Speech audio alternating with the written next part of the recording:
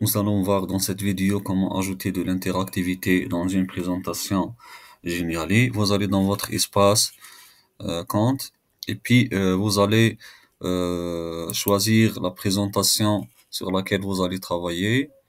Vous passez de votre compte à l'espace Editor, l'espace où vous allez réaliser votre présentation. Comme vous voyez ici, ça, c'est l'espace où je vais travailler, où je vais ajouter de l'interactivité. J'ai par exemple une première page et une deuxième page. Ici, je vais ajouter ici une flèche ou bien un bouton qui me permet de cliquer pour passer de la première page à la deuxième page. Vous avez ici les outils, le texte, image, ressources, éléments interactifs. Vous cliquez sur éléments interactifs et puis vous descendez pour arriver au bouton. Voilà, vous cliquez juste et il va se glisser ici. Voilà, je clique. Et maintenant, je vais le positionner dans la place où je veux. Voilà. Une fois, je vais l'agrandir un peu. Voilà. Maintenant, une fois vous cliquez, il apparaît ici une petite main. Vous cliquez sur la main pour ajouter de l'interactivité. Comme vous voyez ici, ajouter de l'interactivité. Et puis, vous allez cliquer sur ouvrir une fenêtre pour ajouter une fenêtre, une étiquette, un fichier audio, ou bien aller à la page. Je vais choisir aller à la page et je clique. Et cette interface va paraître. Je vais sélectionner la page à laquelle je vais passer en cliquant sur le bouton dans la présentation. Si je clique par exemple à la page suivante et j'enregistre, voilà.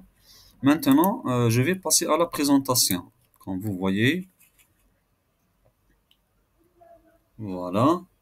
Maintenant, si je clique sur ce bouton, je vais passer directement de la page 1 à la page 2 sans utiliser ces flèches. Voilà, comme vous voyez.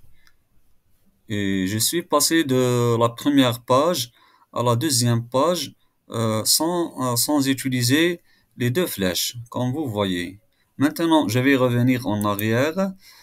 Cette option vous permet de créer des boutons pour passer d'une page à une autre, surtout s'il y a plusieurs pages dans votre présentation. Vous n'aurez pas besoin d'utiliser toujours ces deux flèches pour passer de la page 25 à la page 1. Il suffit de créer ces petits boutons pour passer d'une page à une autre. Je vais revenir. Maintenant, on va changer un peu. Vous pouvez même ajouter dans vos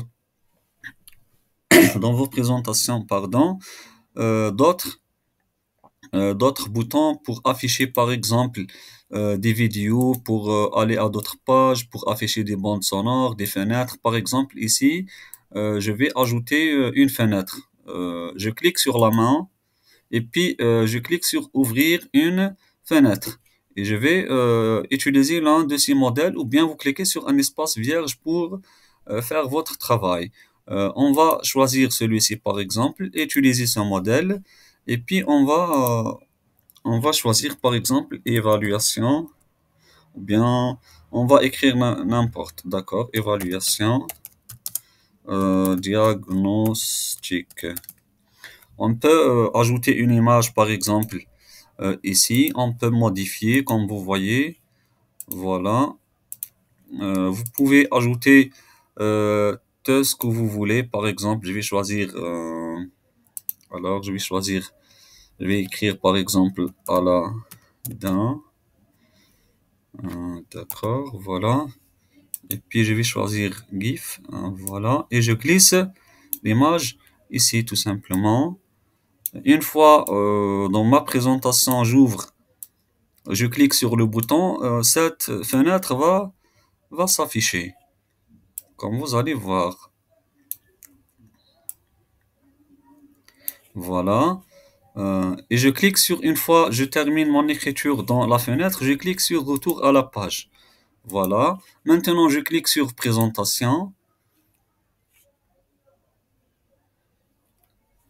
Et comme vous voyez, si je clique sur le bouton numéro 1, il va me permettre de passer à la page suivante. je reviens en arrière. Si je clique maintenant sur le sous-bouton, une fenêtre va apparaître, comme vous voyez, évaluation, diagnostic. Vous pouvez utiliser ces boutons pour cacher plusieurs choses, des vidéos, des liens, des fichiers PDF, pour passer d'une page à une autre, pour afficher des enregistrements audio, pour zoomer, etc. Vous pouvez même utiliser l'interactivité non seulement dans les boutons, mais aussi dans votre écriture. Voilà. Euh, il y a déjà une interactivité ici. Voilà. Je vais éliminer.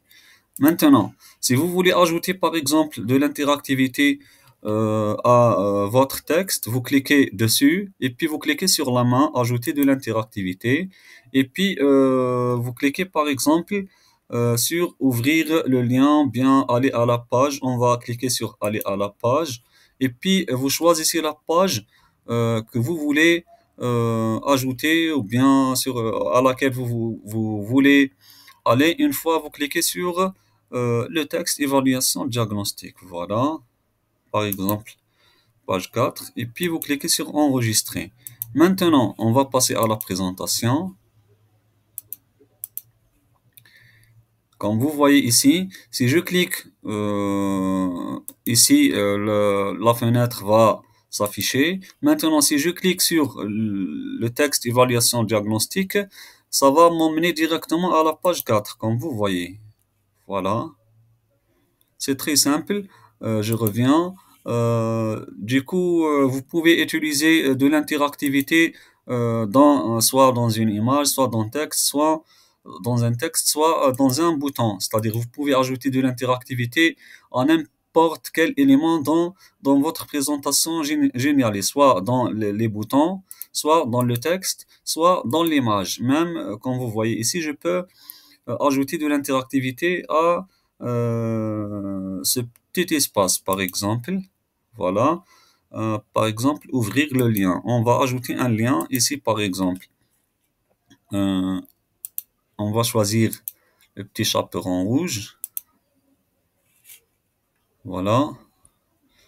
On clique, on démarre la vidéo. Et puis on clique à droite, copier l'URL de la vidéo. Et puis je reviens à Geniali, je colle et j'enregistre. Ajouter un lien, puis voilà. Je clique maintenant sur présentation. Voilà, maintenant j'ai ajouté de l'interactivité à ce bouton en bleu, à évaluation diagnostique et même à cet espace. Si je clique par exemple sur cet espace, il va m'emmener directement vers la vidéo du petit chaperon rouge et l'élève, une fois vous affichez cette interface, l'élève ne saura pas que vous avez déjà caché une vidéo ici. Voilà, YouTube. Comme vous voulez. Il était une fois une petite fille qui portait... Et je vous invite à découvrir tous les éléments interactifs qui se trouvent ici. Vous pouvez les ajouter dans vos présentations. Merci.